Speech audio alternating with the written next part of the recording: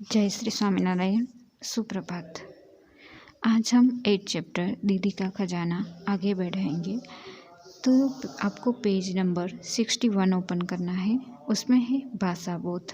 विराम चिन्ह है, तो कुछ विराम चिन्ह है वो मैं आपको समझाती हूँ। तो सबसे पहले अल्प विराम कहाँ लगाया जाता है? तो अल्प विराम वहाँ लगाया जाता है जहाँ पे वाक्य अधूरा हो, मतलब कुछ बोला फिर दूसरा बोलने का बाकी हो, वाक्य पूरा नहीं हुआ है तो अल्प विराम लगाया जाता है। और वाक्य पूरा हो जाए उसके बाद खड़ी पाई आती है। खड़ी पाई मतलब फुल स्टॉप। फुल स्टॉप करते हो ना आप इंग्लिश में, उस तरह से खड़ी पाई। और कोई क्वेश्चन पूछा गया हो, प्रश्न पूछा गया हो, तो उसके पीछे प्रश्नार्थ चिन्ह लगता है, ठीक है। और उसके बाद कुछ आश्चर्य, वाह, उसके बाद आश्चर्य चिन्ह लगाया जाता है। अब विराम चिन्ह तो हमें पता चल गए। अब यहाँ पे करेंगे, नीचे दिए गए वाक्यों में उचित विराम चिन्ह लगाइए। सबसे पहला वाक्य है प्रिया, केशव, अनु और तपस्या मेरे मित्र है। तो यहाँ पे प्रिया, फिर वाक्य अधूरा है इसलिए अल्प विराम, केशव फिर अधूरा है इसलिए अल्प विराम, अनु, और यहाँ पे और लगाया हुआ है ना इसलिए अल्प विराम हम नहीं करेंगे, ठीक है। तो प्रिया अल्प विराम केशव अल्प विराम अनु और तपस्या मेरे मित्र है, और वाक्य पूरा हो गया इसलिए खड़ी पाई। अब सेकंड है आओ तुम भी हमारे साथ खेलो। यहाँ आओ उसके बाद रुकना है, फिर वाक्य अधूरा है इसलिए अल्प विराम लगाया जाएगा। तो आओ अल्प विराम तुम भी हमारे साथ खेलो और खड़ी पाई, ठीक है। उसके बाद है क्या पृथ्वी सूरज के चारों ओर चक्कर लगाती है। यहाँ प्रश्न पूछा गया है इसलिए लास्ट में आएगा प्रश्नार्थ चिन्ह, ठीक है। उसके बाद चौथा है बच्चों को पढ़ाती और अच्छी अच्छी बातें बताती।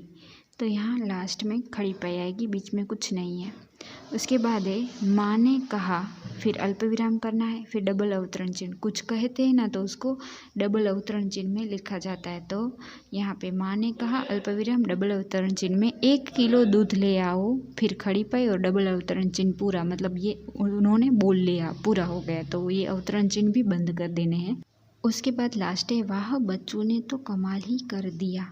तो वाह फिर आश्चर्य चिन्ह, आश्चर्य है ना तो वाह आश्चर्य चिन्ह, बच्चों ने तो कमाल ही कर दिया, और लास्ट में आएगा खड़ी पाई, ठीक है। तो इस तरह से करना है। उसके बाद पेज नंबर 62 ओपन करना है। 62 पेज नंबर में सबसे ऊपर सेकंड नंबर का है नीचे दिए गए वाक्यों में क्रिया शब्द को रेखांकित कीजिए। तो सबसे पहले क्रिया क्या है वो जानना पड़ेगा। तो क्रिया किसको कहते हैं? तो जिन शब्दों से किसी कार्य का करना या होना व्यक्त हो उन्हें क्रिया कहते हैं। जैसे कि रोया, खा रहा, जाएगा आदि। जो कोई काम कर रहा है तो वो क्रिया में आता है, ठीक है। तो अब यहाँ वाक्य हम करेंगे। तो सबसे पहले 62 पेज नंबर में ऊपर है नीचे दिए गए वाक्यों में क्रिया शब्द को नीचे रेखांकित कीजिए। तो पहला है बस्ती में कुछ बच्चे रहते थे। तो रहने का काम कर रहे, वो तो रहते थे कि नीचे लाइन करनी है, वो क्रिया है। उसके बाद सेकंड है बच्चे कचरे में से प्लास्टिक की बोतलें खोजते थे। तो खोजना ये काम कर रहे इसलिए खोजते थे, तो उसके नीचे लाइन करनी है। उसके बाद तीसरा है बच्चे दूर से उसे घूर रहे थे। तो घूर रहे थे ये वो काम कर रहे, तो इसके नीचे ये क्रिया है इसलिए लाइन करनी है। उसके बाद लास्ट है एक दिन दीदी नहीं आई। तो आई आने का काम है, तो आई के नीचे लाइन करना है, ठीक है। तो ये क्रिया है। अब उसके बाद थर्ड है क्रिया के जिस रूप से काम के होने के समय का बोध होता है उसे काल कहते हैं।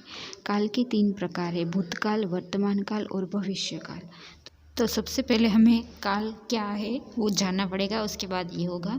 तो सबसे पहले काल क्या है? तो क्रिया के जिस रूप से कार्य करने या होने के समय का ज्ञान होता है उसे काल कहते हैं। मतलब कौन से समय में कार्य किया गया है वह समय काल कहलाता है, ठीक है। तो अब काल के 3 प्रकार हैं भूतकाल, वर्तमान काल और भविष्य काल। तो हम वो काल को पहले जानेंगे। तो सबसे पहले हम जानेंगे भूतकाल को। तो क्रिया के जिस रूप से बीते हुए समय का बोध होता है उसे भूतकाल कहते हैं। भूतकाल को पहचानने के लिए वाक्य के अंत में था, थे, थी आदि आते हैं। मतलब जो क्रिया हो चुकी है वो भूतकाल आता है, ठीक है। और उसी तरह से अब सीखेंगे वर्तमान काल। तो क्रिया के जिस रूप से चल रहे समय का ज्ञान हो उसे वर्तमान काल कहते हैं। मतलब जो काम चल रहा है अभी वो वर्तमान काल कहलाता है। तो भूतकाल मतलब बीत चुका है, वर्तमान काल मतलब चल रहा है। अब भविष्य काल जो आने वाले समय में क्रिया के होने का ज्ञान कराए उसे भविष्य काल कहते हैं। मतलब अब जो आने वाला कल है वो आएगा भविष्य काल में। ठीक है, तो आप समझ गए। भूतकाल मतलब निकल चुका है वो कल, वर्तमान काल मतलब अभी जो चल रहा है वो, और भविष्य काल मतलब आने वाला है वह। अब यह जानेंगे दिए गए वाक्यों को निर्देशानुसार काल बदलकर लिखिए।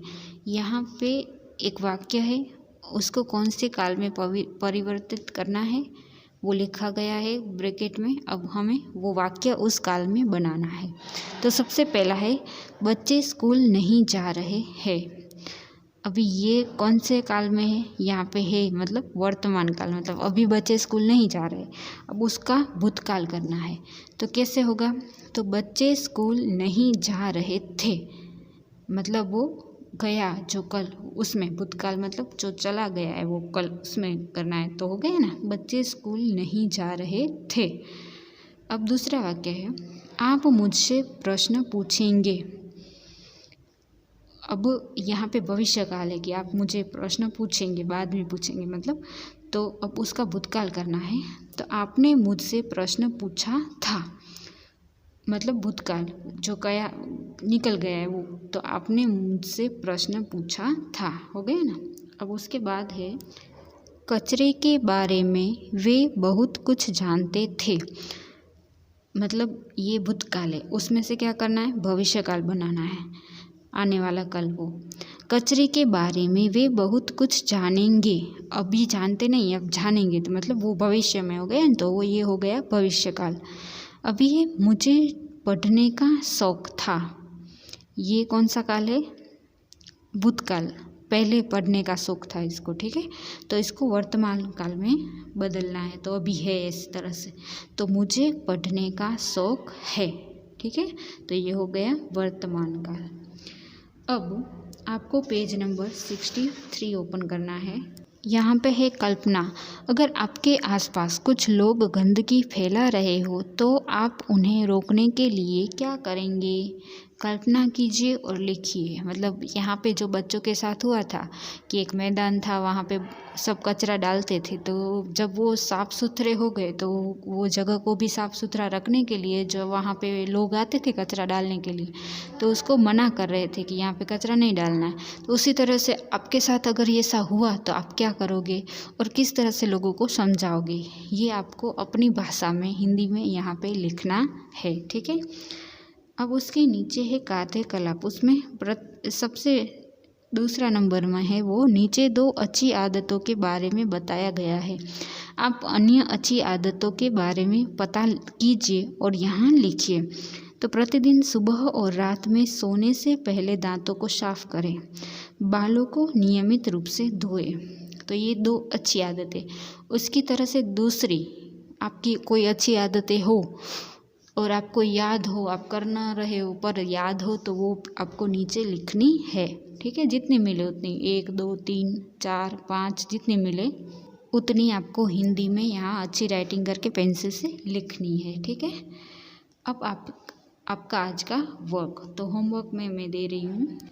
तो इंडेक्स में आज की डेट लगा कर लिखना है काल, और फिर ये जो वाक्य है पूरे के पूरे लिख देने हैं। हेडिंग यहाँ से डालनी है, दिए गए वाक्यों को निर्देशानुसार काल बदल कर लिखिए, और फिर ये चारों के चारों वाक्य वहाँ पे होमवर्क सेक्शन में पीछे लिखने हैं।